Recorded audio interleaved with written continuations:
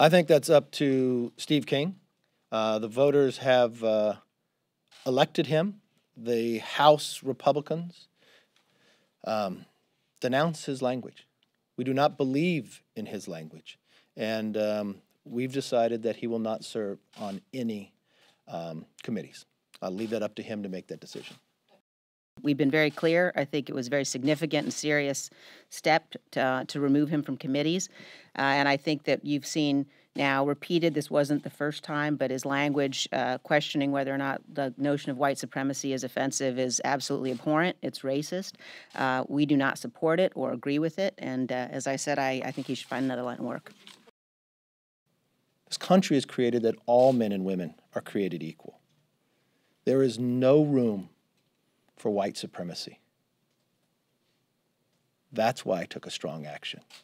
That's why I wanted to make a statement. That's why I did something, and the steering committee did as well, and the whole body. Something as serious as this. We don't take this lightly. This issue ought to get resolved by people sitting at the table and actually negotiating in good faith, not refusing to come to the White House, not refusing to put a counteroffer on the table. When the president says, I'm willing to negotiate, even on the definition of a wall, he said he's willing to negotiate on the amount of money. And if the Democrats want to provide less than what our experts who risk their lives say it's going to take to secure the border, they ought to put a detailed plan to show how they're going to secure the border. The president has now offered more than 3 different offers. Reasonable.